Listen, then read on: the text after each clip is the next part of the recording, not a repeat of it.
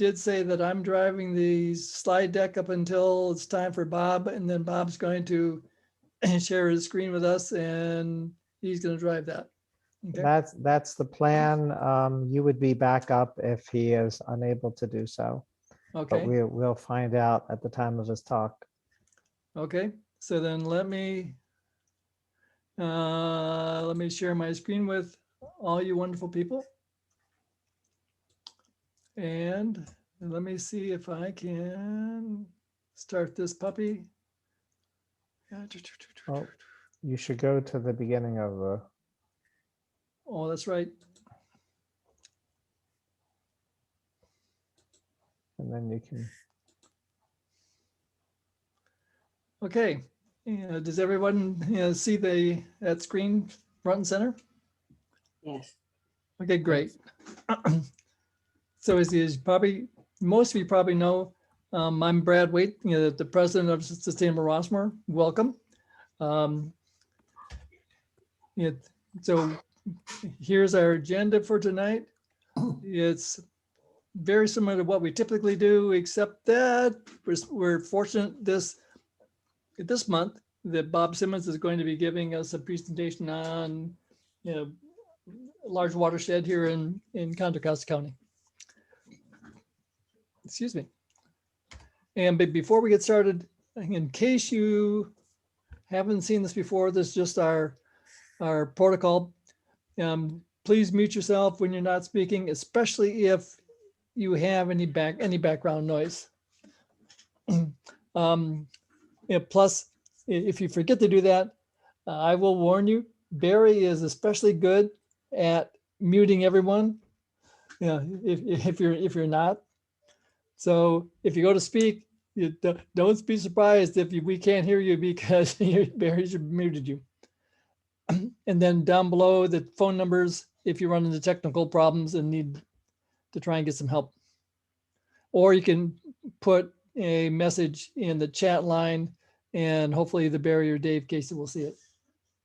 Okay. So with that said, Amanda, do you want to give us your treasurer's report, please?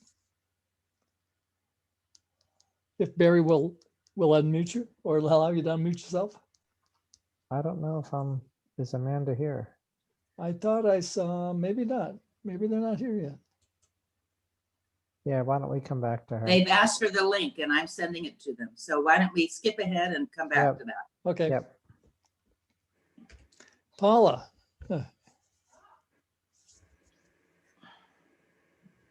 Don't forget to unmute yourself.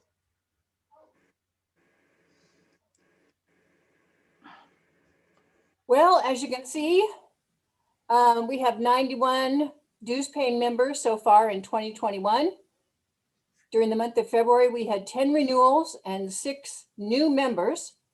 So to Janet Houston, Jacqueline Poole, Lee Wright, Harriet Davis, Lenny Williams, and Mariana Tubman, welcome if you're here tonight, new members. Yay. Thank you. And that's it.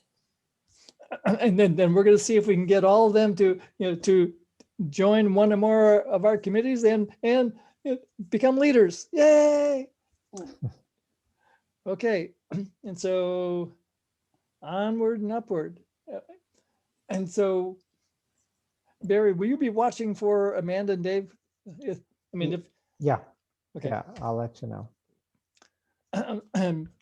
Bob, you want to share your screen and Sure. okay, let me stop sharing. Okay. And let me make sure I have this right. There we go. And Don McGregor's here, right? Yes. Present. So Don, do you want to introduce Oh, Bob or should you? Sorry. yeah. Absolutely. Absolutely. Good evening, everyone. Welcome to the program portion. Tonight's program focuses on freshwater conservation with watershed restoration. The healthy creeks and ponds of a watershed are a living system created by planet Earth's water cycle and not simply flood control or stormwater management. Meandering healthy creeks slow floodwaters and recharge groundwater levels, building topsoil, supporting riparian plants and trees that support our communities and wildlife corridors. This totality results in increased water storage capacity, representing resilience for drought times. Tonight's speaker is a civic leader who embraces community service and collaboration between neighbors.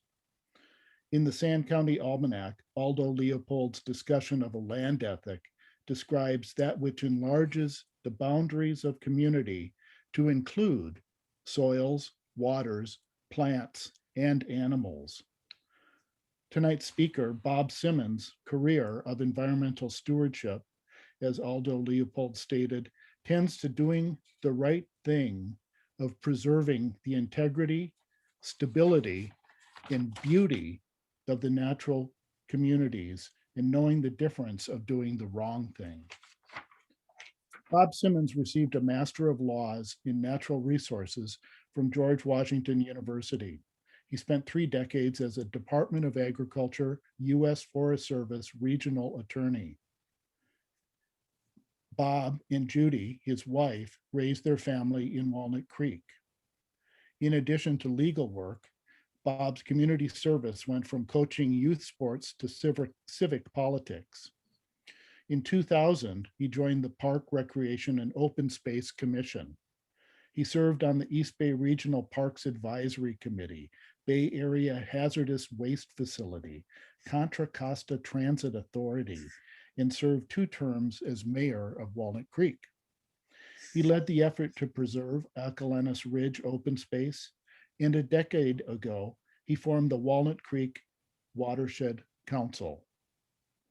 With his acorn planting and adopted tree projects at Shell Ridge Open Space, Sustainable Rossmore's tree planting and preservation committee members, Barry, Adrian, and Patty, have brought his open space projects to Rossmore. Please join me in a big welcome to tonight's speaker, Bob Simmons. Bob? Okay, thank you very much, Don, for that nice introduction. I appreciate all of it, and I enjoyed the part that you were talking a little bit about watersheds and the importance of watersheds at the beginning. And I originally came from Wisconsin, which is Sand County Almanac territory. And one time had the opportunity to visit where, he started writing. And that was a very, very nice experience for me. I'm very, very pleased to have been invited to speak to you tonight, to talk about the activities in the Walnut Creek Watershed and what we're trying to do as a Walnut Creek Watershed Council.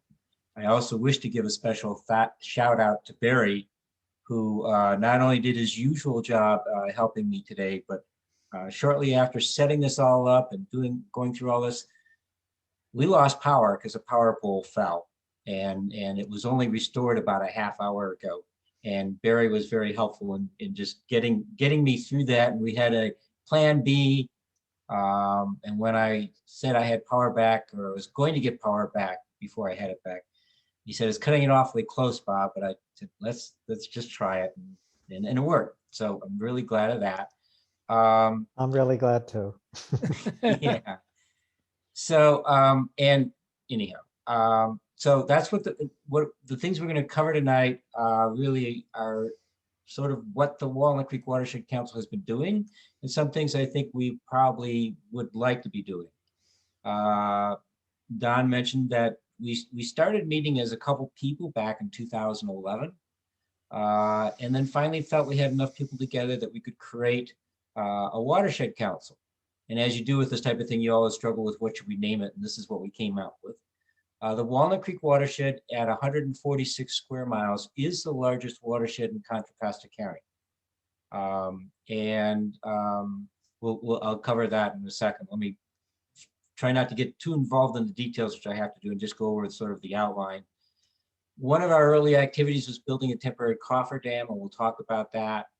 And then we encountered a group that came to us and said, "We've got this plant and we want to get rid of it." It was a Methodist church in Danville. would you be willing to help us? And we just jumped on that because Arundo Donax, a common name for it is giant reed. And once you've seen it, you can't forget it. The stalk looks like bamboo and the leaves look like corn.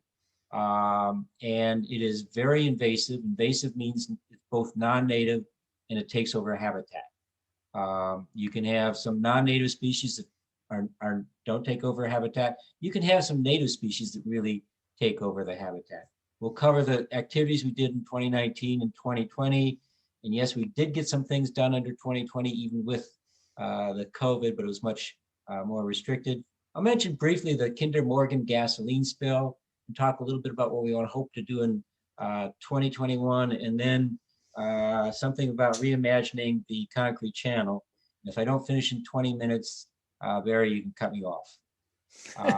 Not likely. In the Walnut Creek watershed, I'm going to show this slide first, and then I'm going to go to a map because that'll be easier. And I think I only have one more word-heavy slide to show you, and that's near the end. But I wanted to highlight the 4 creek groups that we're working with: Friends of the Creek and Walnut Creek, and I think you're familiar with, some of you are familiar with Leslie Hunt. Friends of San Ramon Creek, which did not exist before the Watershed Council did, and we feel that we had something to do with their starting. Friends of Pleasant Hill Creeks existed back around 2000, and just sort of the people that are active stopped doing it. And we got some people that have resurrected it and are doing some really interesting things. And then finally, the Lafayette Creek Committee, which is actually a committee of the city of Lafayette. And one of the interesting things from my perspective, being a chair of this, is each of these friends groups has a really different personality, a really different way they want to approach things. And I think you'll pick up a little bit of that as we go through. It makes it a bit of a challenge because if you say do X, several of them find different ways to do X, but that's okay. So this is a picture of the a political picture of the Walnut Creek watershed itself. As you can see, it goes down and includes a little bit of San Ramon on the south, a little bit of Moraga and Orinda on the west, and a little bit of Martinez in the north. A lot of Concord, almost all of Pleasant Hill, all of Walnut Creek, and Danville, and most of Lafayette. I think there's a little bit of Lafayette that is left out. But that gives you sort of the political picture, but we're going to do something more. This is more of a map that kind of shows the individual, actually the Walnut Creek watershed with Tice Creek shown. Now this is the whole watershed, so you see the 5 components that I was talking about. You have the San Ramon on the south, you have Las Trampas on the west, Grayson Creek, which is Pleasant Hill, on the northwest, Pine Creek on the east, and half of that, some of that is in Walnut Creek and some of that is in Concord. And the area on the northern part that says Concord Area Watershed is actually otherwise known as the Concord Drain. But I really wanted the Tice Creek highlighted in red here to give you a sense of where, you know, Rossmore fits within the entire watershed. And then this is just the Las Trampas watershed where you're living in. You might notice that, let me see if I can do that. This is Tice Creek, obviously 24,680, and right in here is where the concrete channel begins. Actually, probably right down here. And that'll be something that's highlighted in our discussion. Many of these creeks have no names. Several of them have been put under culverts, and you know, and when you sit there and realize that, you know, back 150 years ago, creeks were really considered the lifeblood of the community. 100 and actually just 70 years ago, you could fish in downtown Walnut Creek. You probably could still go fishing there, but there wouldn't be any fish. And you know, Don brought up a quote of Aldo Leopold. I like to bring up another that I'm blanking on the guy's name right now, but the quote is really, if there is magic in this planet, it is in water. And if you think about what people like to do, they either like to go to, some of the things they like to go to the beach, if you hike or whatever like that, it's more enjoyable if you're hiking along a creek and all that. So water is really important. one of the things I mentioned early on was the coffer dam. Now, if you know where, you probably all know where the Rudgear Park and Ride is. On the north side of the Rudgear Park and Ride is the beginning of the San Ramon bypass. This was constructed, let's just say, around 1990. It was designed to make sure that there were no longer any floods in Walnut Creek. It was really well designed and solely designed to move floodwaters quickly. And that's what it does. What it was not designed to do was to put the summer flows into the natural channel where they actually do fish and wildlife the most benefit, and they keep the water cooler and they activate that development. So about 4 years ago, together with the fellow on the far left was with flood control at the time. He was one of the 5 people we started talking with and stuff. We decided to build a temporary coffer dam, and these are sandbags, and City of Walnut Creek is helping, there's some other volunteers. And we were pretty successful in diverting, let's say, about 80% of the low summer water flow. Let me go back up here into an inlet that I think we'll have another picture later of showing you the inlet that is actually the San Ramon, the inlet to San Ramon Creek that ultimately flows into, merges with Las Trampas to become Walnut Creek. And if you don't know, and one of the things that's interesting is if you go to Broadway Point, where Il Fornaio is, and you go to that big fountain, and you look at the pavers, that really is intended to depict Las Trampas coming in from the west, San Ramon coming from the south, and then Walnut Creek heading north. I already spoiled the surprise. When you drive on South Broadway extension, you're driving over this San Ramon bypass. And sure enough, you know, people get in there. Taggers actually come from all over the US because that's what they do. And they do paint work. Now, this is actually one of the more showable works. There's a couple that are quite graphic. But you can see, you know, the people that did this had to bring their paint cans down and spent a lot of time there, probably needed a ladder. And it wasn't all that easy to get down there. Oh, I'm glad I forgot I had this. So this is the path walking down into the San Ramon bypass. You can see the coffer dam there about 2/3 of the way towards the top. Let's see. Can you see my cursor? Yes. Okay, thank you. Right here, this is the intake for the continuation of San Ramon Creek, which ultimately becomes Walnut Creek. And you can see from this, well, you can't actually tell from here, but we probably have about 1 foot of water that's going into the natural channel, and it ultimately comes out just north of Civic Park. And every year in the fall, we would take out this temporary coffer dam, and then we didn't think people noticed, but then we had a landowner complain about who took his water away.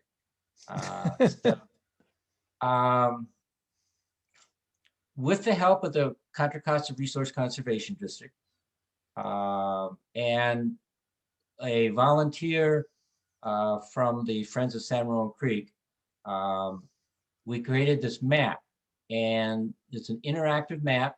You can go to the website wcwatershed.org for walnutcreekwatershed.org, and you can go to the Arundo link and click on this. The green spots represent stands of Arundo in the watershed. There are about 300 of them. We're working hard to try and remove the Arundo, but it's a costly process and it's a long process, and I'll show you a couple slides to give you a sense of it. But it will, you know, we've only seen one animal in all the stands of Arundo that we've approached and looked at, and that was a rat. And so we try to encourage, and most of these are on private property, we try to encourage landowners to remove it, but they also think it's a nice barrier instead of a fence. But we think there are better barriers because a couple willow trees will grow up and provide really valuable habitat as well as being as much of a fence as anything else.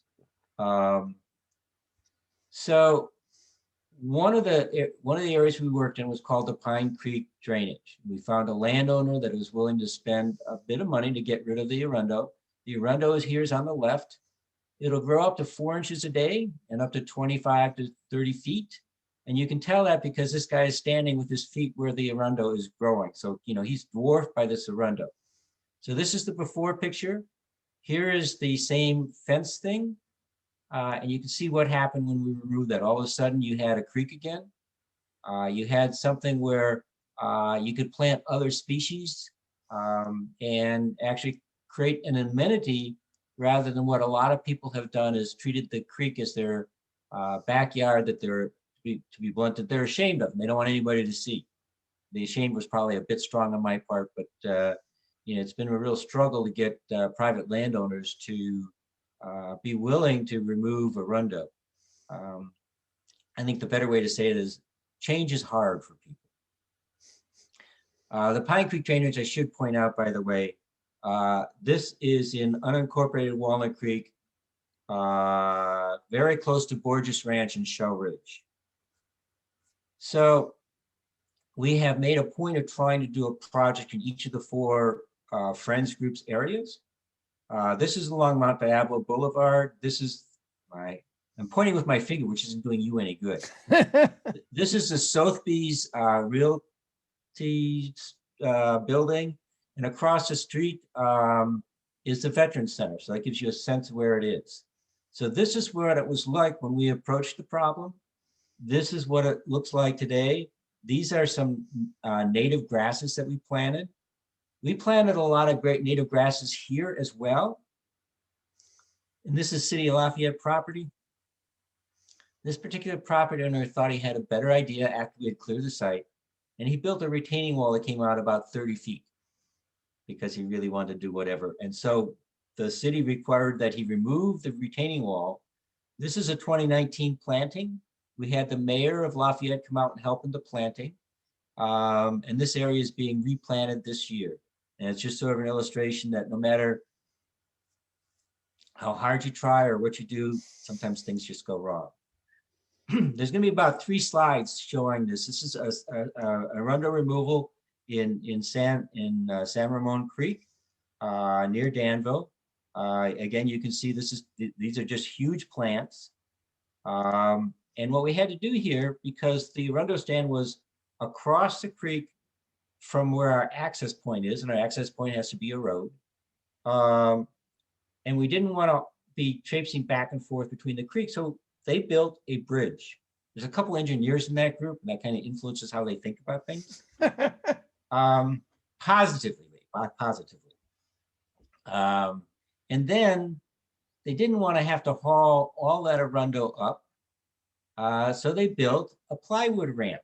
This is the bridge, and this is a plywood ramp, probably about a 25-foot difference between the bottom of the creek and the top. And I couldn't show it, but they use a winch. They tie it in bundles of about, let's say 10 or 15, 20 feet long. And they have a winch attached to a truck that they would just pull it up. The first couple they did by hand, and they said, well, this isn't very smart. But then they cleaned it up. And I didn't show you the clean site. So this is in Walnut Creek. The cars over here on the left are in the parking lot by the library, the downtown library. This is some other non-native material, and this is arundo.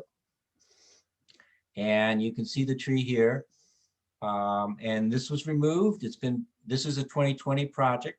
I should talk a little bit about that. In that 2019, and this applies to both Lafayette and Walnut Creek, we extensively used volunteers. Some on the removal, although not here because this is a really steep slope, but a lot on the planting. And when COVID hit, we couldn't, and actually one activity had like 120 volunteers. When COVID hit, we couldn't do that, and we had to change. So this work was all done by contract. And so it's more expensive, but as one of the people we work with says, you know, you're one of the few creeks groups in the Bay Area that did anything in 2020 because everything was down to one person at a time, or you had to do it by contract. So if you go to the Walnut Creek Library and you go to the parking lot, you walk over, the other thing we've done on the upper area here is we planted some wildflowers, some poppies and some yarrow. And so we've had to do some watering, but you know, we plan to make something much better. So this is Pleasant Hill, Grayson Creek. This is a failed planting from 2019.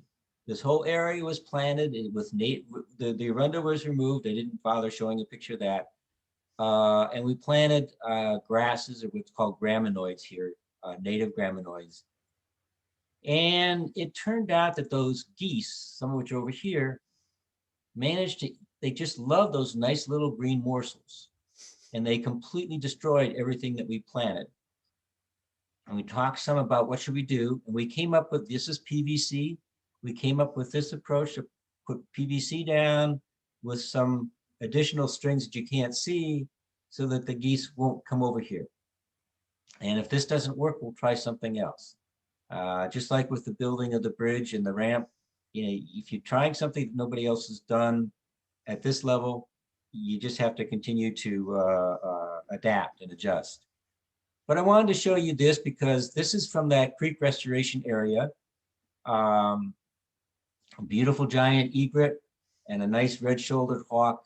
I'm not sure the fish in there thinks it's quite so nice, but it's a great picture of a hawk. And one of the things that we think we are doing, particularly where we remove arundo and some other non-native species that are invasive, is we are making this a better place for local wildlife.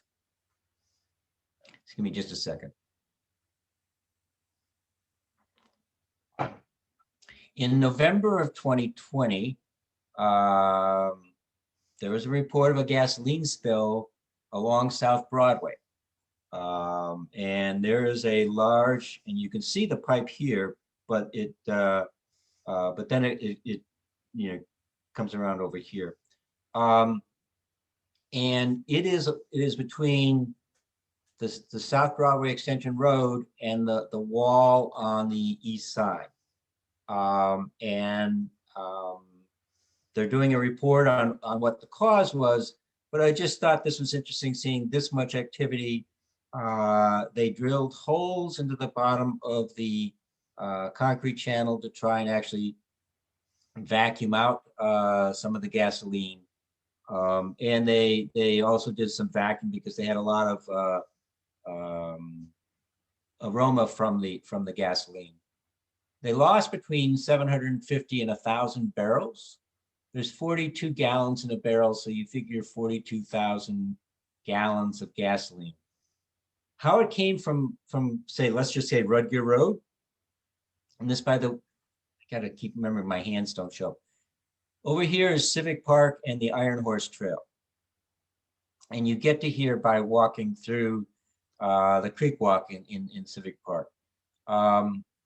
And the gasoline, when they built the concrete channel, what they believe happened is they put some gravel down first, and the gasoline just flowed downstream to right about here, where because of this whole structure, there's a lot more concrete that's buried here. And so that's where it stopped. And then with the first of the winter rains, it pushed the gasoline up and it oozed through the bottom of the concrete channel. Their recovery work is done. They removed about 450 of the 750 to 1,000 barrels. They will be asked to pay a large fine and maybe do some other things.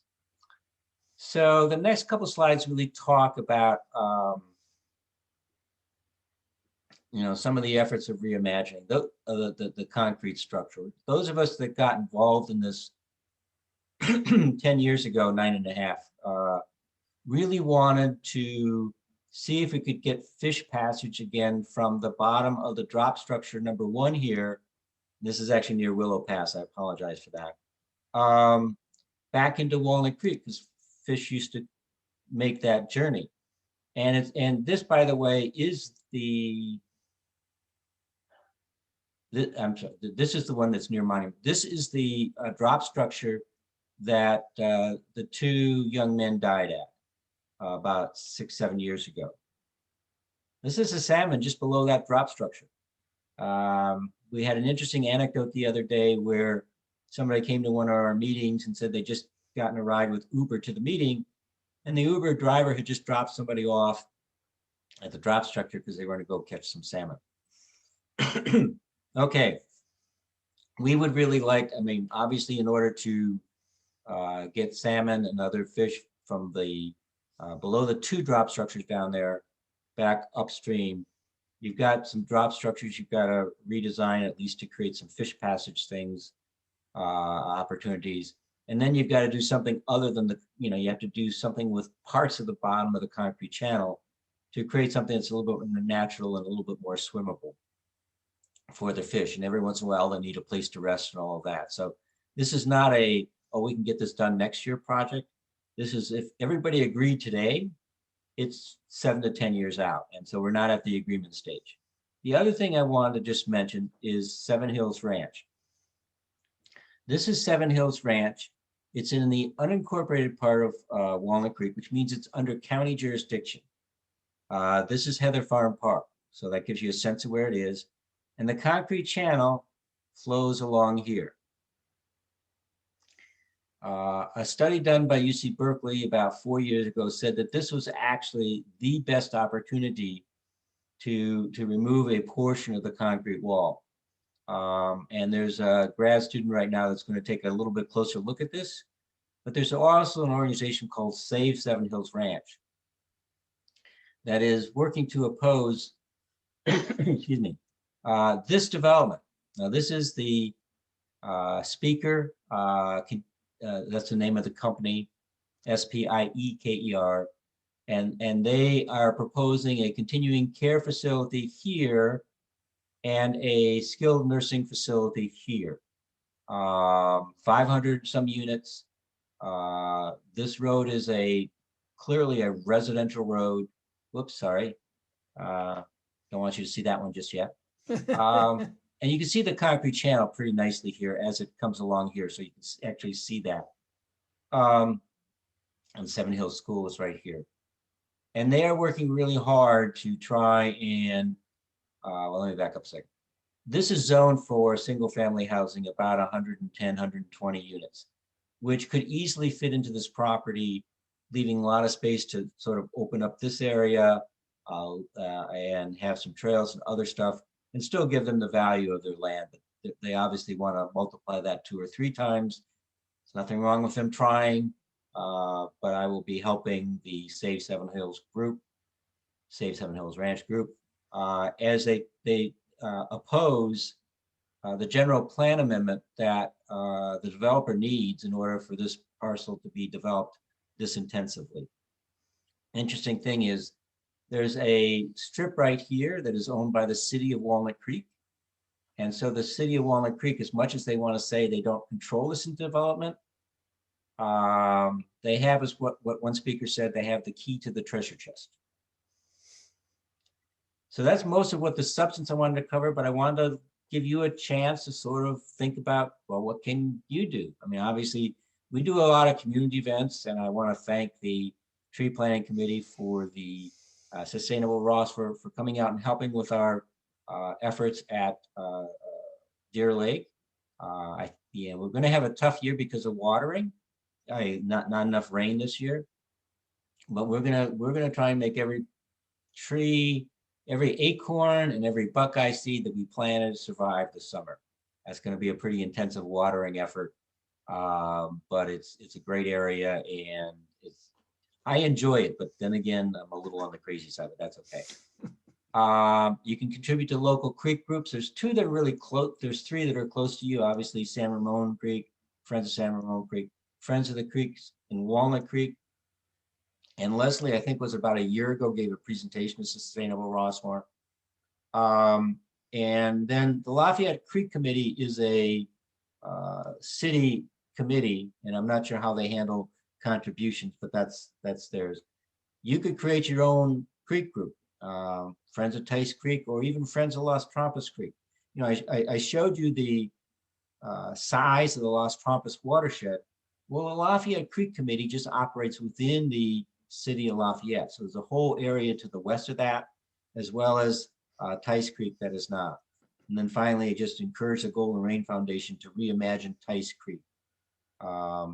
It already has done some things there. Some of it didn't have the choice to do when it had to replace the drop structure. And it had some requirements on that, but it didn't. That was a nice work on that.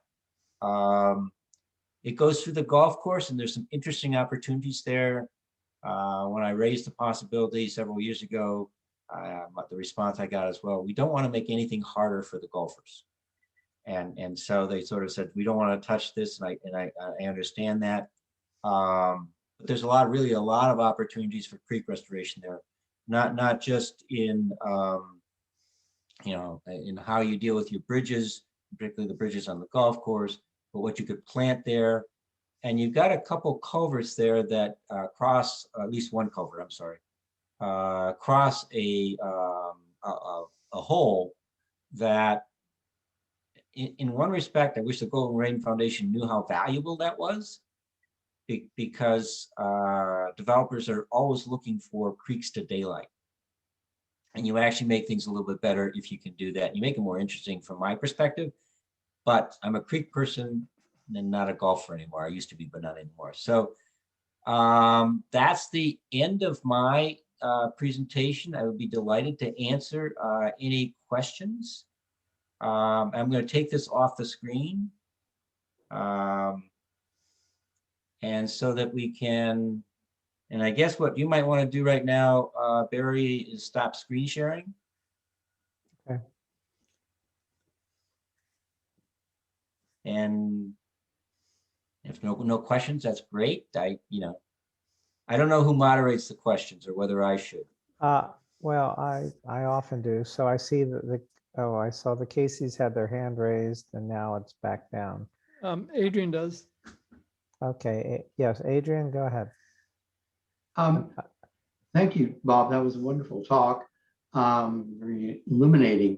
You mentioned that the developers might think that there's value in Tice Creek.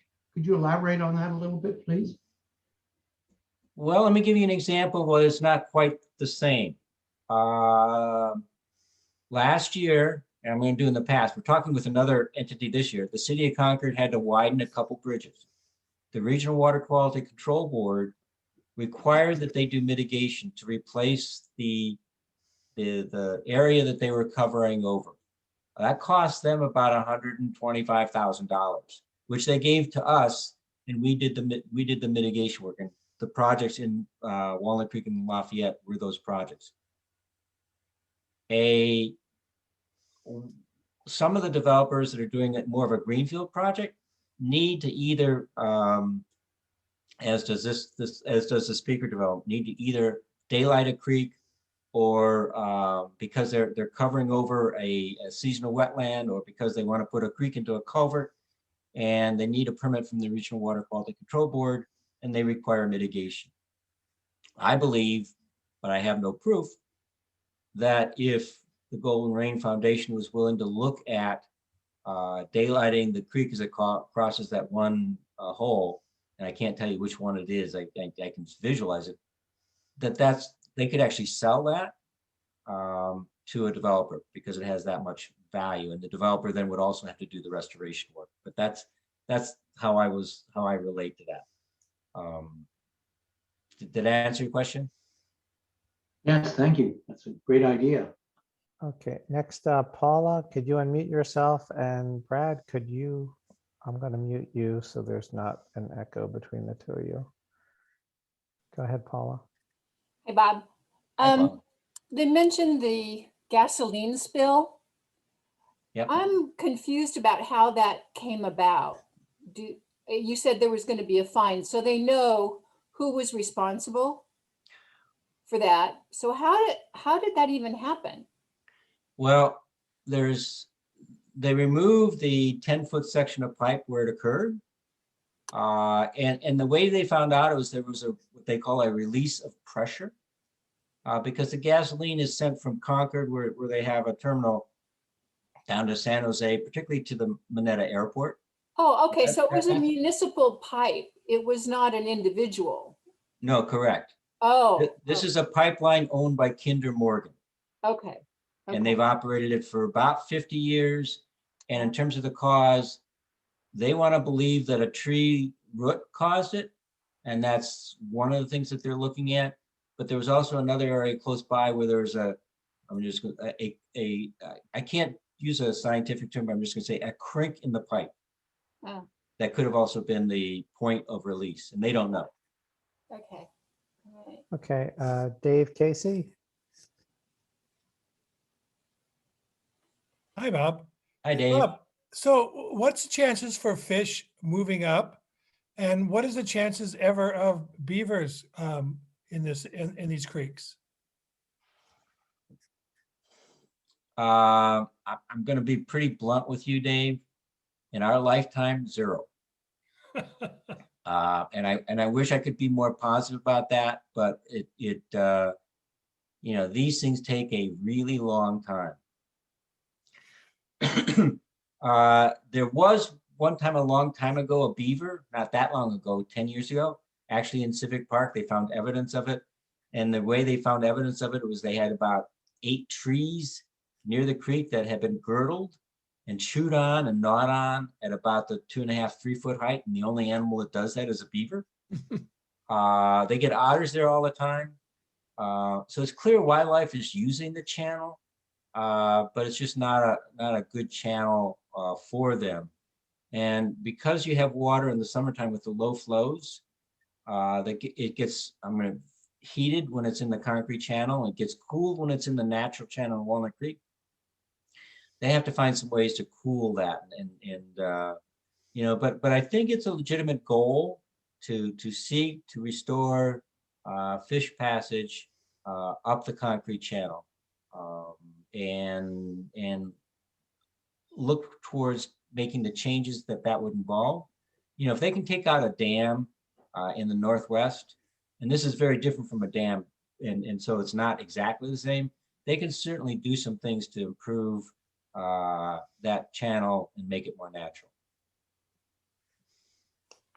Okay, any other questions? Paula, did you have your hand back up? Guess not. I see Paul has a question. Go Yeah, ahead, Paul. does. Unmute yourself. Got it. Hi, thanks. Mhm. Bob, what are some of the things that could be done to Tice Creek? I'm especially thinking of all of the erosion that's on the banks along the golf course. The Golden Rain Foundation rebuilt 2 sections, very small sections, but there's hardly any vegetation along both sides of the Tice Creek, up and down, whether it's the 18-hole course or the 9-hole course. And I think the culvert you're referring to is on the 7th hole of the 18th course, 18-hole course. Okay. Thank There you. are several things, but I would probably start and have somebody come in and there's watershed restoration companies that would come in and do sort of an analysis and would give you a clear idea of both the opportunities and the methods. One of the things we're doing, you saw some bare ground in some of the slides where we had removed the arundo. Well, in most of those areas, we're going in and we're planting what are called graminoids, native species like some Santa Barbara sedge, there's a rush, there's a creeping wild rye. And as native species, they're designed to live in our environment. And they're not tasty to deer, so you don't lose that to deer. And they would hold the soil in. And in some places, you would want to plant some willows. And you can either do that high price or you could do that with willow stakes, which is really easy. So, when I look at that creek, I'm going to do it this way. It's really sad that the Golden Rain Foundation and I'm not picking them out. I'm going to have to qualify this in a second, is not looking at that creek as an asset, but is like every other municipality. I'm treating it as a municipality. Treats it, for years we treated it as a backyard sewer. We finally realized that we couldn't put our sewage into the creeks, but we still, when you look at things, when you look going to downtown, you go into downtown Walnut Creek and you look at Las Trampas there, you've got shopping centers that come right up to the top of bank. And then you've got a really steep channel. So you really don't have any opportunity to do anything. But that's how during the 50s and 60s, things were designed to just sort of put our back to the creek. Don't put a restaurant with a nice deck out there so you can look out over the creek and watch the creek, but instead just put your back to it. So we really need to, I think the concept of reimagining things is not just for the concrete channel, but it's also for places like Tice Creek. And you really have a wonderful opportunity there because there's a whole lot of it that is in I'm going to call a natural area, the golf course. And Carol Thank had Thank you hers. both. Yeah, Carol, go ahead. Yeah, I have two questions. One is, where do you go to get a fishing permit to fish salmon out of a drop creek? And the other question is, I'm obviously joking, but anyway, I'm concerned about that. So I really need some sort of an answer. And the other is about Seven Hills Ranch, which I followed somewhat. The city council had some, quote, behind closed doors meetings, at least 3 of them, about a price for this 1 foot by 50 foot expanse at the end of Ken Ross Avenue. And that is basically the key to the kingdom. And then we didn't hear anything more. And the preference of the Seven Hills group had been that at the very least, the city would not make any decision and defer until the county takes up the issue of rezoning that area or not, hopefully, maybe in June of this year. So do you know anything about the timeline for that? I think the timeline has pushed out a little bit, but otherwise what you said is mostly accurate. Michelle Sheehan, who is leading that effort, is looking for a lot more support in a number of different ways. We took a walk out there yesterday with the student from UC Berkeley that is going to sort of reanalyze it and see if we can't do a couple things there. And for those of you that aren't familiar with it, I would just encourage you to go to the Save Seven Hills Ranch website. And if you're motivated, sign the petition. She's got over 1,000 signatures, and this isn't a moveon.org petition. This is a petition that's signed mostly by people that live in or near Walnut Creek. So, I mean, I think it has more value and more importance both to the city council and to the at least the supervisor that has this in her area, even though watersheds are not something she's all that interested in. In terms of the fish, I'll just offer 2 things. I doubt the person had a permit, but they might have allowed to catch a salmon. But the second thing is those salmon weren't going anyplace else anyway, because they'd gone all the way upstream that they could, and they couldn't find a place to spawn because there's no spawning habitat there. So, it's a question of do the hawks and the egrets and the otters get them, or does somebody take them home for dinner? Thank you. And thank you for the presentation.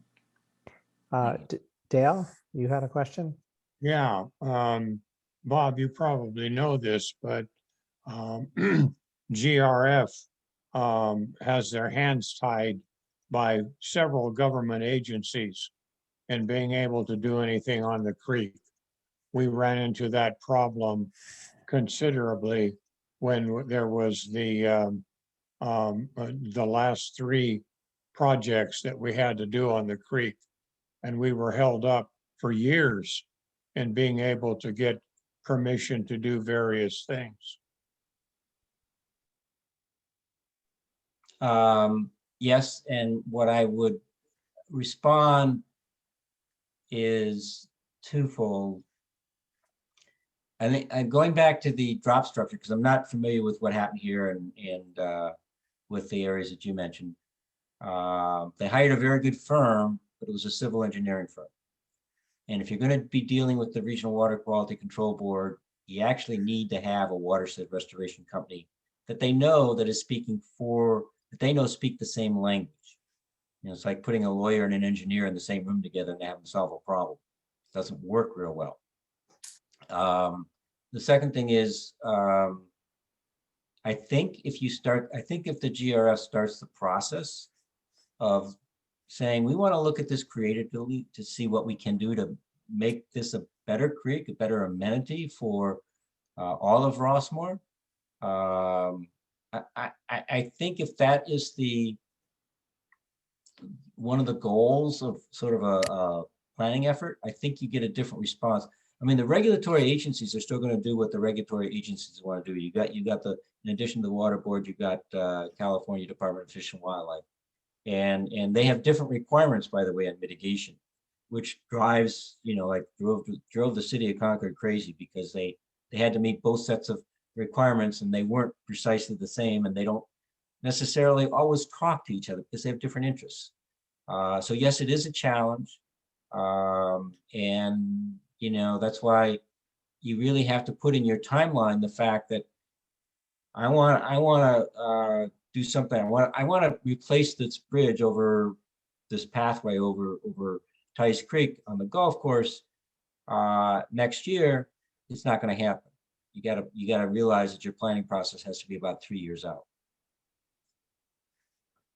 Okay, other questions? Marie, you had a question? I do. Could you comment on the effect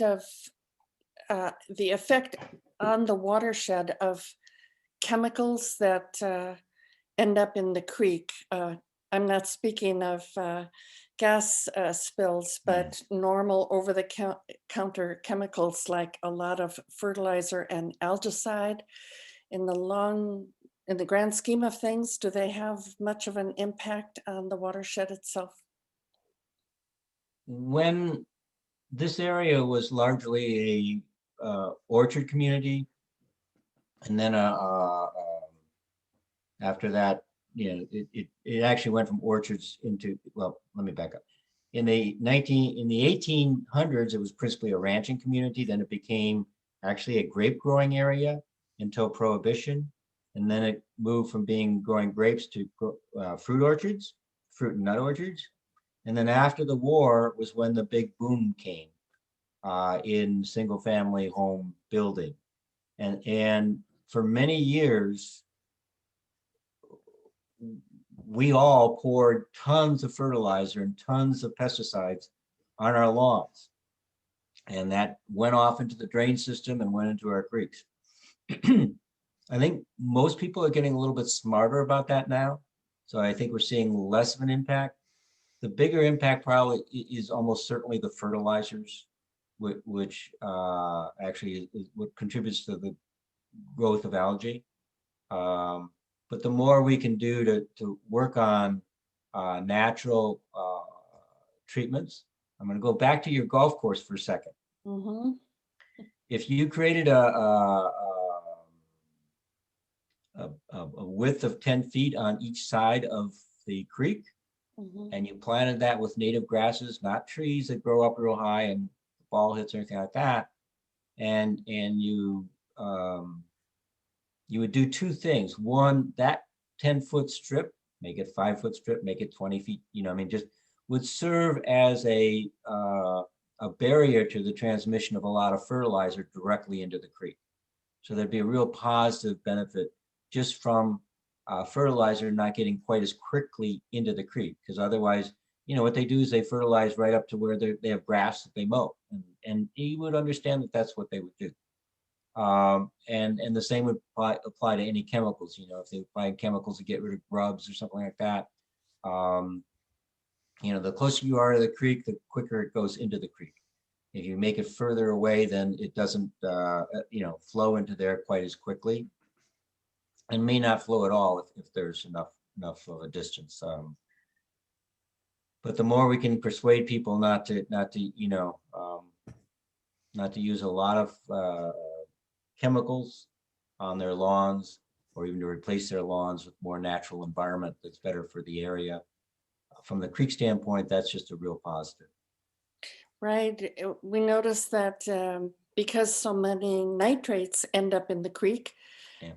of course, that gives rise to algae. And so we chase all that with algicides, Right. still more chemicals.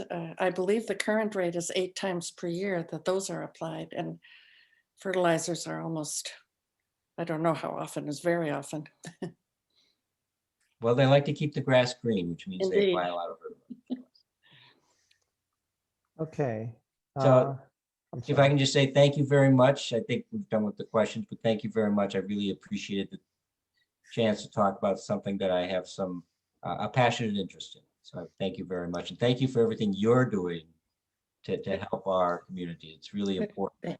Thank you very much for the Sure. talk. Hey, Great. Dale, I see your Yes, hands thank up. Is you. it a quick question for Bob or? Well, not a question, but we also, water, as you know, flows into the creek from the mutuals. So not only would it be along the golf course, but Right. it would be, you know, what they're doing in the mutuals. And so each mutual has to be making sure that they're not contributing to this problem too. Just more to do. Yeah. Yeah, I guess you're right, Bob. Yes, we do need a new committee. Thank you Thank very you, Bob. much, Very Bob. informative. Yes, thank Yes, you very thank much, you. Bob. Thank you so much. Thank you. I Okay. appreciate Thank it. you. All right. Well, Bye-bye. the Caseys are here. So Amanda could do the No, treasurer's report. Dave says no, she's not. Oh, she's not. But Okay. I can wing it. Okay. So let me share my screen again and see if I can get back to.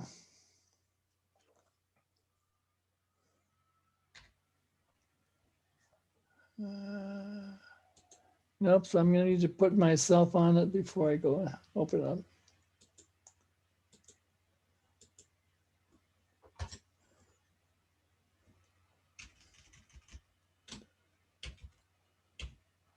Okay.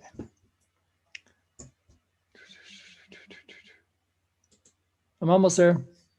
Hang in there.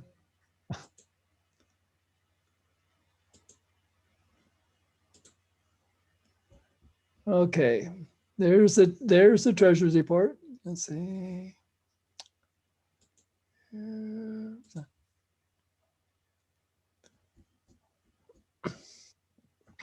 So as you can quickly see, the beginning bank balance was just under $7,300. We, as Paula mentioned, we got in 10 new members this past month. I'm not sure how we got in for $400 for the 10 members, but yeah. Oh, I do have a little bit of an idea. And although it says the total revenue is $240, so I think Amanda didn't finish updating that slide, but that's okay. You'll get the idea. We had $15 of expenses, and so it leaves us with $7,500. So we're still doing fine. Okay. Any questions on that, or we'll move on? Okay, next is the president's message. Yeah, in case anybody wants to quickly see those. Okay. I know you've all, actually, I'm willing to bet you've all have seen this saying from Greta before. I'd like to look at it periodically because it reminds me that, yes, I need to act like the house is on fire, because it is. And so what it does for me is it causes me to stop in my various actions and ask myself, what else new can I do or increase my actions to take even more action than I am now? And so obviously I would encourage you all to adopt that, and because obviously we are running out of time. And on that note, we'll move on to the first committee, happens to be vote climate.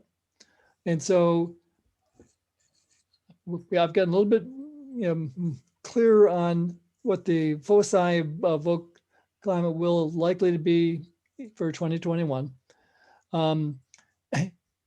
We will still be working to elect the best environmental stewards we can, but it occurred to me that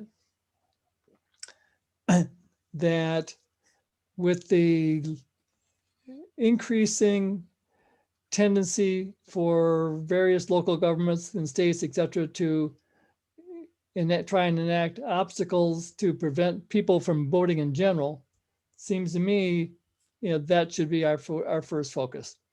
Because if we can't get people, to vote, it's kind of hard to get good environmental stewards elected.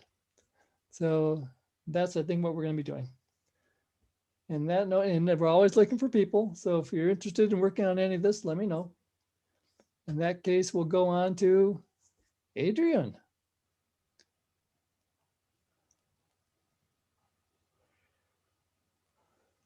All right. Let's see. Yeah. So we've had some good results over the last month or so. First Mutual has appointed an ad hoc committee to develop options on implementing solar across the entire 1,878 residences in First Mutual. And 3 of us from the solar committee are working with that committee to help them accomplish that goal. Our next steps are to get some vendor proposals. We have several people lined up that we're going to look at, and it's all looking very, very promising indeed. 2 projects within Third Mutual, Project 49 and 50, are considering going solar.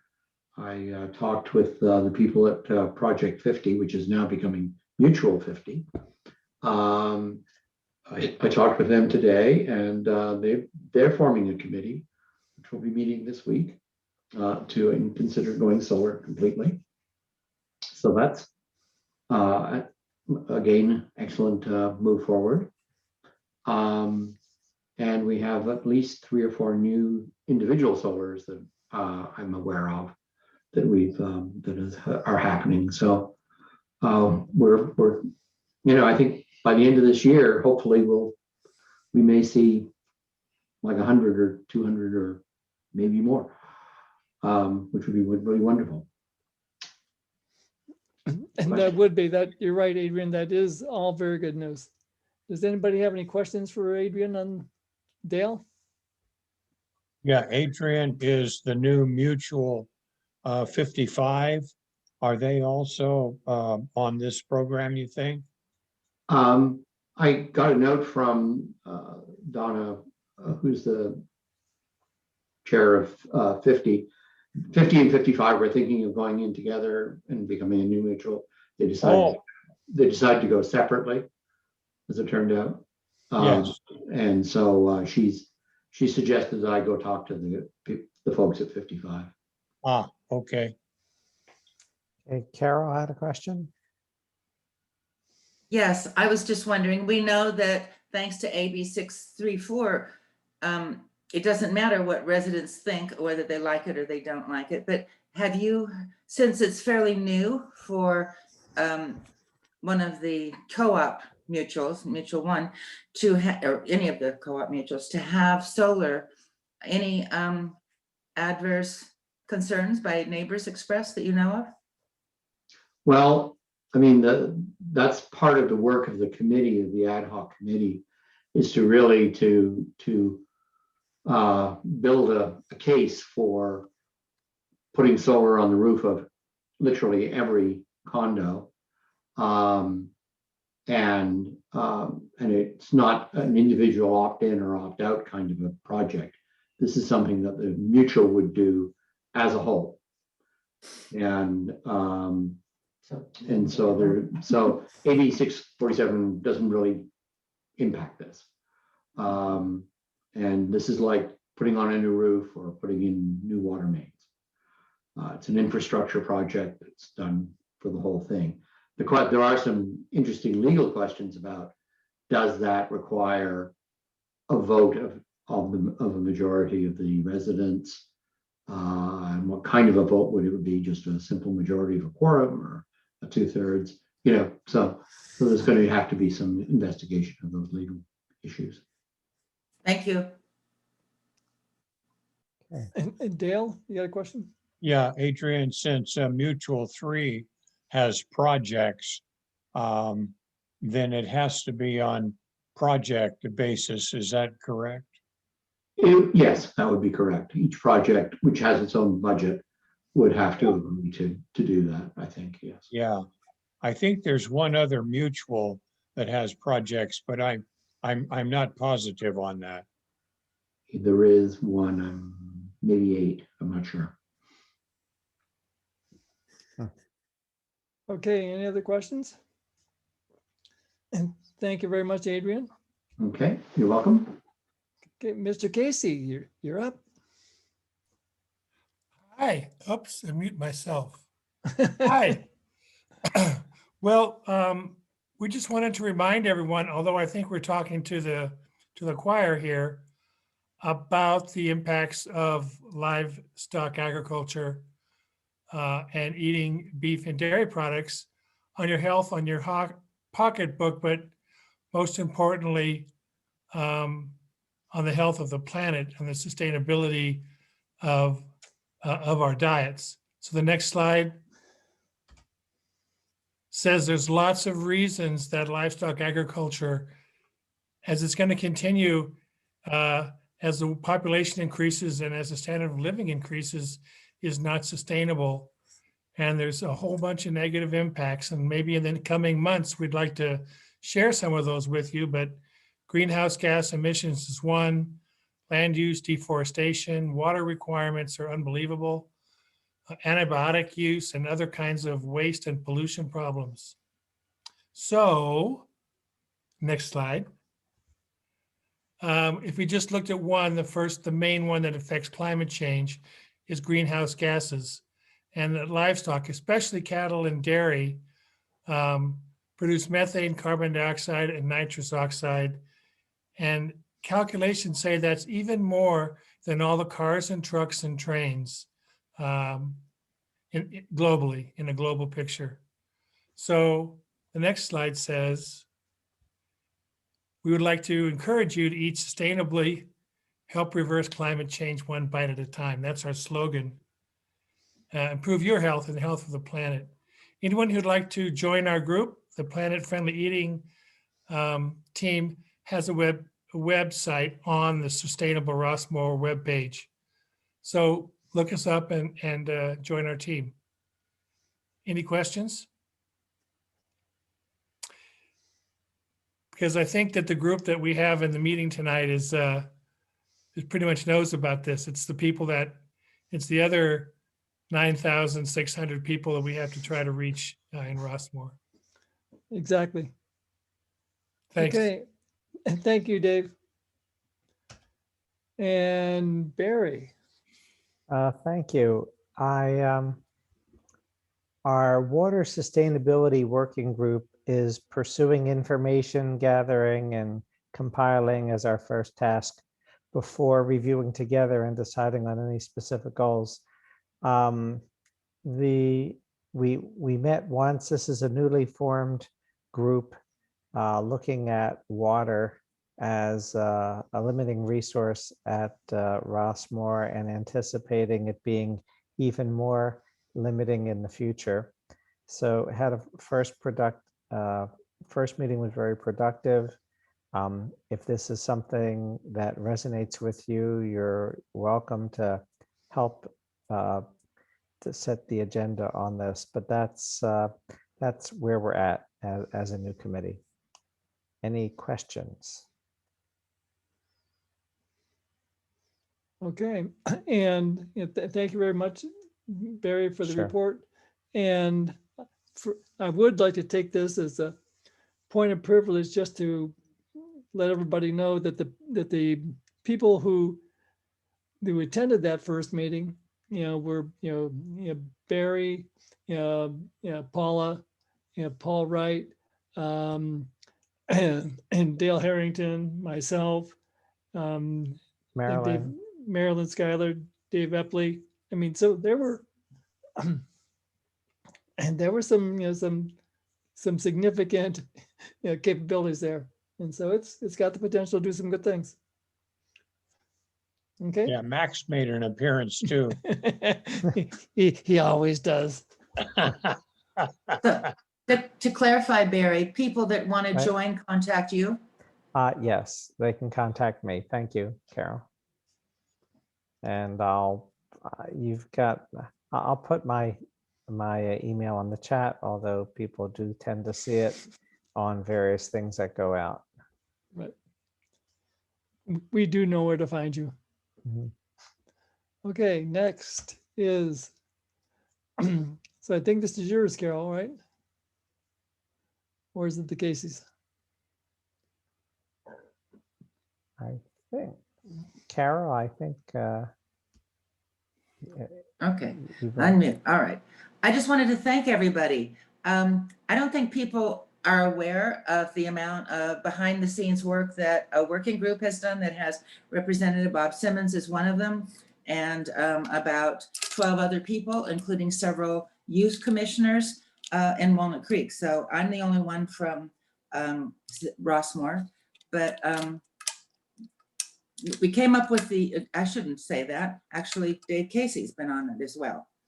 Anyway, so behind the scenes, we've done a lot of work, and then we asked for help, and we've got over 329 people signed up to petition. Several of them spoke at the meeting on the 16th.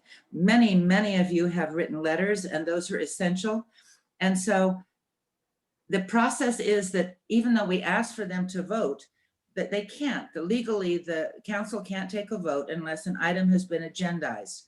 So it has to be on the agenda. Anybody who wants to protest it or whatever can see it on the agenda and show up at the meeting. So that's the reason for that. So we're making progress absolutely as fast as we can. And that's a good thing. And if you'd like to have me not keep talking about it at meetings, then please speak up on Tuesday, March 16th. Because if we make a good showing then, they'll vote to pass it, and then we don't have to talk about it anymore. Not quite, we'll talk about progress on it. So a MailChimp will go out the weekend before the 16th, so approximately the 13th, and that's always a good day. And it'll have instructions of the link for the city council and suggestions on things you could say and what to expect just in terms of the meeting. The meeting starts at 6, but it's very likely that our agenda item will be the last agenda item, and if that follows the norm from the past. So it's going to be likely in the latter part of the evening that you might be allowed to speak for 2 minutes. So whatever you're going to say, get it down sharp. You don't have to read it, but just be aware that you're going to be cut off automatically by a machine after 2 minutes. So we want to get it done and out of the way next 2 weeks from tonight. So that's it. Hey, Carol, should we consider doing 2 MailChimp blasts, a short one in the next couple of days, just to let people know that to get it on their calendar, and then a reminder? Okay. Twist my arm. Yes, I'm writing Okay. it down. Good. I will send you a draft form, and we'll do a save the date thing with a little bit of background for those that missed it, because we've been just sending it out on the Google group. For those of you that feel out of the loop and you're not in the Google group, I guess, is it you, Paula, who handles the Google group now? Anyway, you might want to. You're muted, Paula. Yeah. Okay. So I'll do that. MailChimp.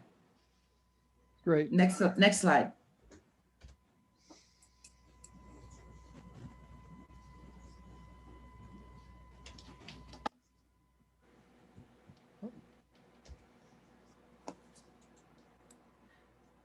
Okay, the Trash Talk Committee, many people attended a workshop we had a workshop or a webinar, whatever you want to call it, last month.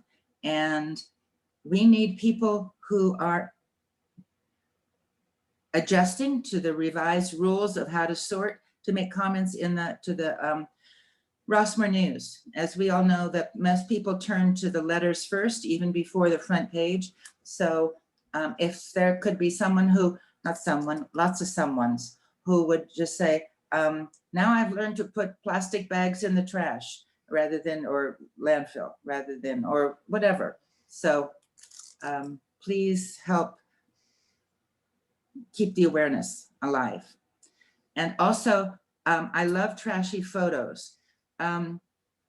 We can combine them into a trash tip. So if you find something outrageously awful or something really great, and we can do before and after when, bins are overflowing and when now they're suddenly better, whatever. So send photos to me. My website's up there. It's also on the web, on the, my email is on there.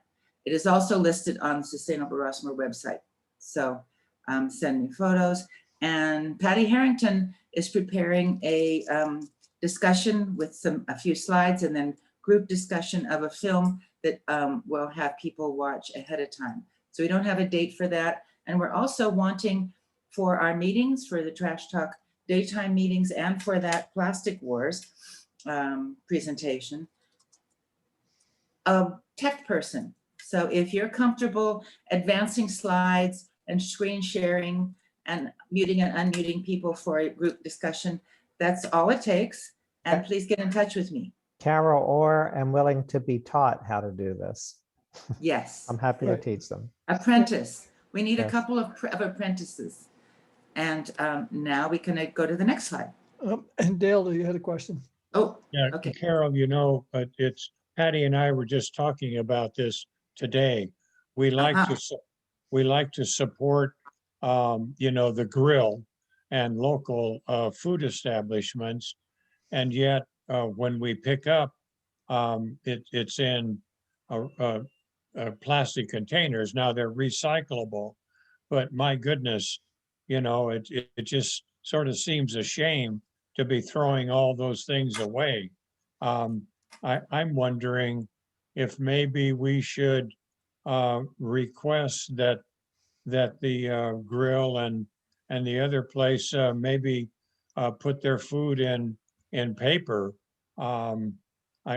First, would it be better to process paper than plastic?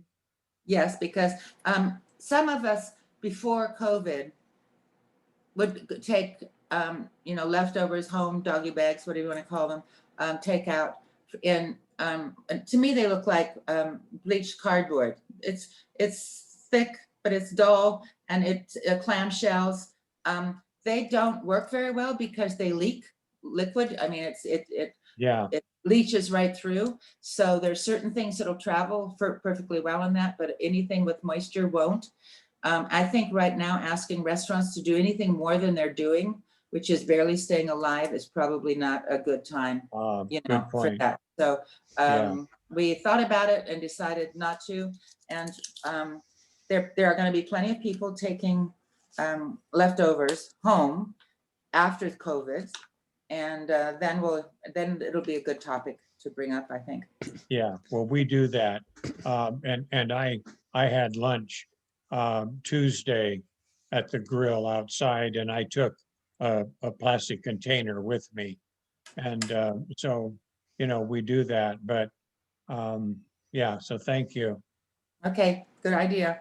And Carol, and I agree with you. And I think at some point, when things do settle down, it will be time to revisit lobbying for a ban in the city on single-use plastic. Yes. I appoint you leader. Hey, and that's fine as long as it comes with a big pay increase. Yeah, the mayor supports you, but they wasted big chunks of time arguing about straws a year and a half ago, and just couldn't hardly decide that. So I'm not gonna you know, not holding my breath. They did get rid of, you know, plastic bags.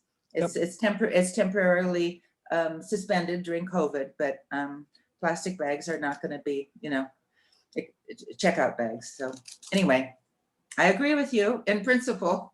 You Okay. choose your we got to Yeah, choose our battles. Exactly. Okay, Uh, next. Carol, there's a question in the chat from Dave Epley. Carol, is your trashy photo request for shots of a misused trash bin? Yes, that qualifies. Okay. Absolutely. Things hanging out, you know, incorrect things, even if you have to stage it a little bit. So the incorrect thing you see is halfway down and you want to sort of rearrange it so it's on the top for your photo. I've been known to do that. So No. yeah. Yes. Well, you can't see it. You can barely see it as it is because it's dark in most enclosures. So yeah, anything that's related, or even just a picture of an item at home when you don't know where it goes. So I get sent plenty of those, and some of them will end up in the newspaper as, what do you do with this? When we have a webmaster, one of the groups over, I think it was Super Bowl, I don't know quite how before Super Bowl or what after, they had a family feud with where does this go? And they had different things they would show on their laptops, and different, you know, part of the entry was divided up, and they had some sort of competition. So I don't know exactly how it worked, but I think it would be fun to have something like that. Yep. Okay. Okay, moving on. Oh, Actually, we did move on. Thank you. We've got this film. no, Can you show that?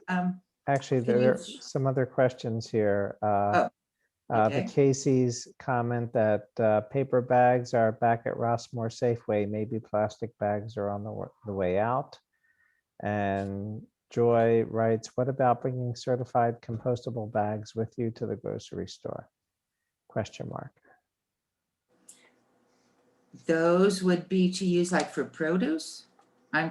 Where would you use them? Because they aren't heavy enough to take out your things unless you're going to buy just 2 things. Joy, So you want to Joyce, clarify? unmute yourself and say, what are you thinking? I can't imagine it, but it doesn't mean it's a bad idea. What I suggest is doing it for produce, when you want to put a head of lettuce or a bunch Yeah. of carrots or something like that, that you normally would pick one of the regular plastic bags in Safeway or wherever you're shopping. Take some of your certified compostable bags. You That's all. definitely could. I think it's easier to have a transparent, reusable bag. So like a cotton mesh or a nylon mesh bag, there many you can get online, and even at the stores too. And they have a little label on the side that'll have the tear weight, so that when you check out, they know how much to subtract for the weight of the bag. So those are now, in case you didn't know, COVID didn't let us use reusable bags a lot, but now they do at grocery stores. So I've been using my cotton mesh bags. That way they can tell what's in them a little easier. But I think the compostable bags would work as long as what you've got in it isn't too moist and you don't leave it in there too long and it starts, you know. Not a problem. It may not hold up too well, but you know, I think a person could make it work if they wanted to. Yes, and the cotton bags are a good idea. Thank you for mentioning that. Yeah, okay. Is there another comment or question? Or can we go on to can you play the trailer to the movie? This is one of my favorite Brad, documentaries. We've been saving this for a few months. And if you see the documentary, I think then I'll explain that next. I'm saying the trailer. We're going to see the trailer. Brad, if you didn't press I did not. Okay, so you should go out of the screen share and do it back. And in the meantime, I'll tell you the next screen describes how to get a Canopy account. I've described it, and I know many of you already have, but it is a free film streaming service available through our public library. And it's got all sorts of great documentaries, many of which are nature-based or environmental, but other types too, political and whatnot, and all sorts of feature films. So it's not just documentaries. So it's really a good resource. Several of the members have given us suggestions of films they found on Canopy to have as our future film. And this is one that only is available on Canopy. And let me know when you're ready and I'll start talking. But basically you need a library card number, and that's all you need. So if you have one, then you're set. You go online, you enter your library card number and you get a Canopy account. If you used to have a library card number and you don't know what it is and it probably expired and you don't know where it is, then you go to chat and the librarian can chat with you online and they'll find it and look it up for you. And if you've never had a library card, then you go online and you sign up for an e-card. And I'll explain that later. Okay, we're gonna see how to grow. This is my temporary greenhouse. For now, this works great. There are so many friends starting farms to go work with and learn from. It's all about creating as many farmers and as many farms all over the world as possible.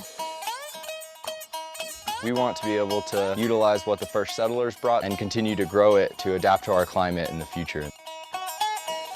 It's a growing movement, people wanting to have local food. It's all about having relationships with chefs. Everything is within 10 miles from here. You go to work in the morning. It was really amazing to see the support that this community here in the Roaring Fork Valley has to offer. At the setting of the sun, that is when you're working. I try to remain optimistic that people are going to dedicate their life to farming, which is what needs to happen. Little beans and tomatoes. I planted these and I'm going to eat these. I'm passionate about farming because it is the most essential of all work. We need food to live, and the best way to get food is to grow it. It's not just showing up and being there and watering and doing all those physical things. It's about our intent and what we bring to the relationship. I really needed to find why am I here, and what I found was to be growing food plants. It really gives me a sense of purpose every day. I know that people are counting on me for their food and for their sustenance. So we believe that everyone actually already has the answers inside of them, and it's just a matter of drawing it out and finding that connection. Those chickens? Yeah! I know we can repay the loan if they give it to us, and I know that they'll help us be successful. This is the start of getting people that capital they need to get their hands dirty and try.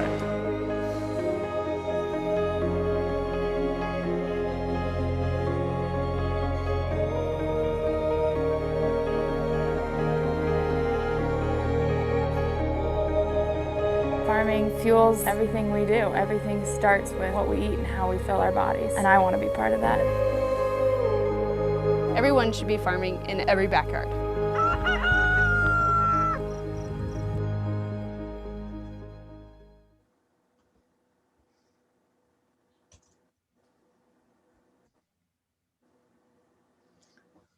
And thank you, Carol. You want to pick it up from here? Yeah, just go to the last slide, or my last slide that has Canopy on the side, the black box on the edge. And I'll mention that an e-card is what, yeah, it's the one right after that. Yes. Okay, as it describes in the second paragraph, go to the website of the Contra Costa Library website. Is real easy to remember because it's CCC for Contra Costa County, and then it's LIB for library. So ccclib.org/canopy. And there you can sign up for an e-card, which is a temporary card that allows you to do some things, but not get films. When you get that, when you get a number with that, then you can go ahead and upgrade to your account. So all of that's free, and then you're set up for life to be able to use Canopy. And it has a lot of other, you'll find that you can get a lot of other services beside films, but I'm a film addict. So end of statement. We'll go on with next speaker. Okay. Is Richard here? I am here, yes. Hi. So I'll be quick as usual. So what's on our plate?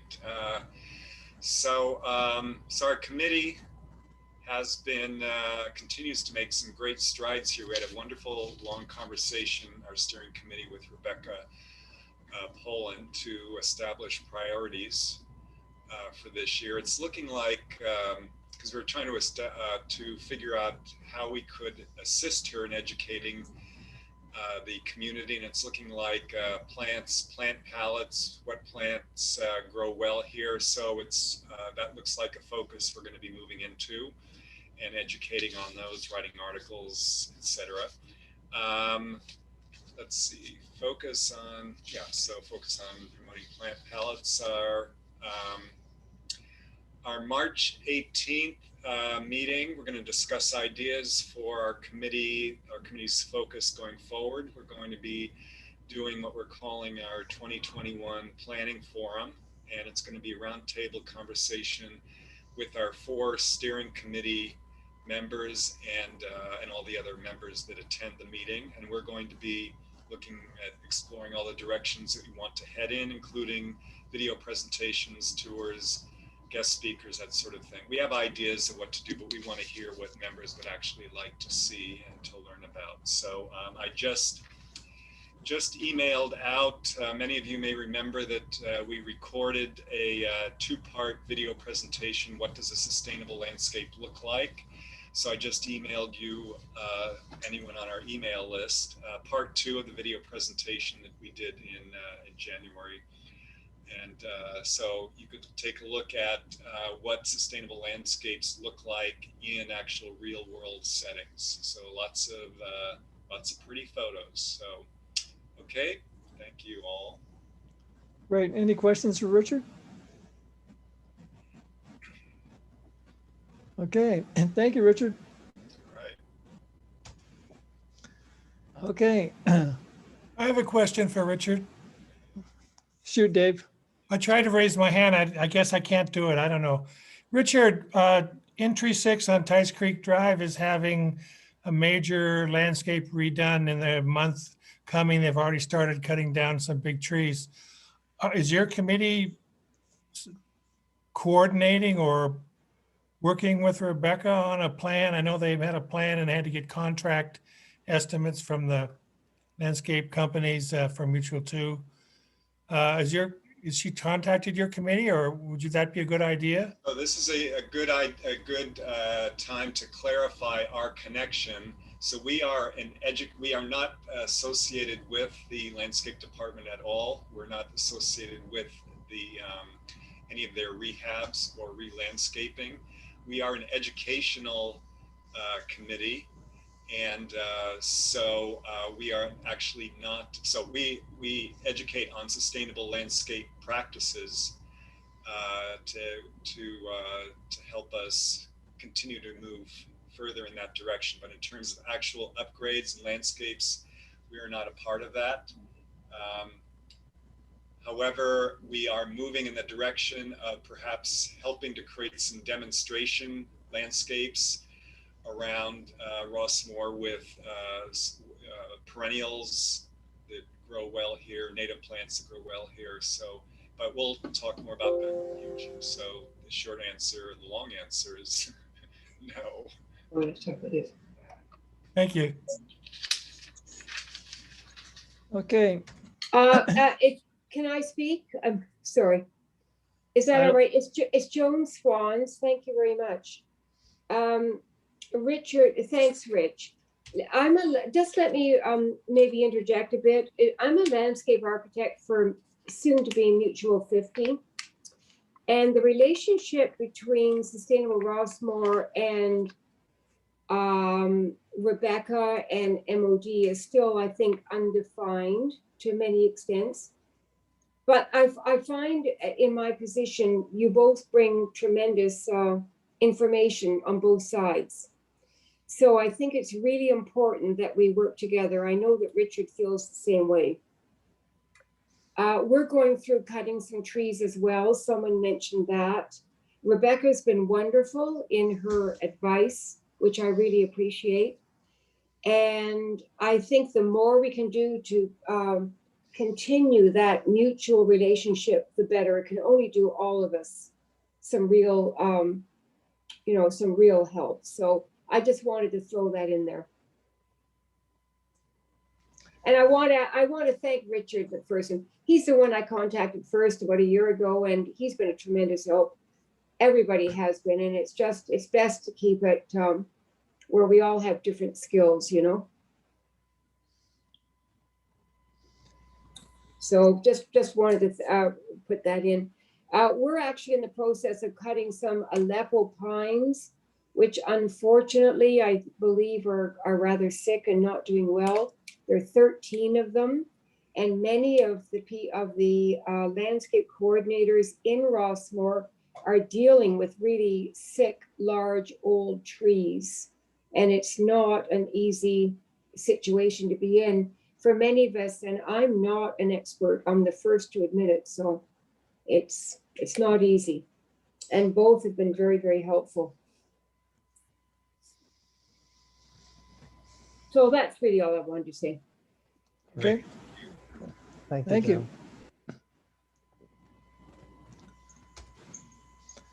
Okay, Don, did you have anything you wanted to say about the Earth Month Planning Committee, or any requests, any?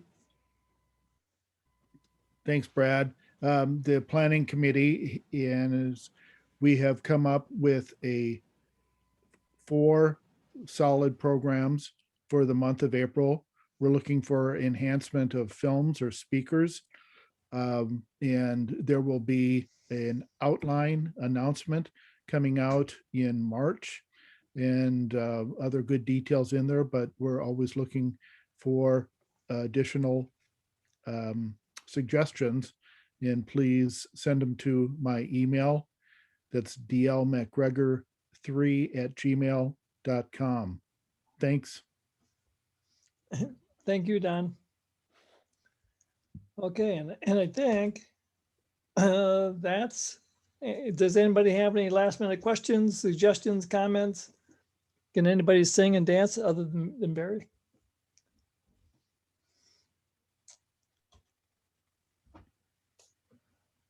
Okay. Thanks for all your planning. You guys do a great job of Barbara had a question. important information. Yeah, you did. It was I really appreciated it. Thank you. It was wonderful. May I just say something?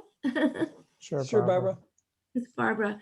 I just wanted to say that we have our new committee, the Food Waste Committee. We had our first meeting, and we chose a scribe, Carol Byram, and myself as leader. And our next meeting is March 26th at 4, and there'll be an article in the Rossmore News inviting others.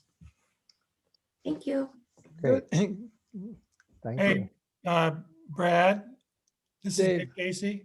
Hey, I want to say I see a lot of articles in the Rossmore News. I don't know if Barbara puts them in. I think they're doing a pretty good job of getting notification of upcoming events. It's there was some time 6 months ago or a year ago, things were a little shaky, but it seems like the articles are getting in, covering the things now. It's been pretty good as far as I can see. Thank you, Barbara. And that's why we brought her out of retirement and paid her the big bucks. Good job, Barbara. Yep. Okay. Anybody else have any questions, comments? The treasurer of the Sustainable Rossmore was caught at her parents' house with a issue tonight and is on her way home now from El Cerrito. So she's taking care of her parents 3 days a week. I hope you've got a back rub ready for her when she gets home. Okay. Thank everybody for attending. Thank you for your time and your attention tonight. And I hope you stay safe and enjoy this spring-like weather. All right. Thanks, guys. Bye. Bye, everybody. Bye-bye. Bye.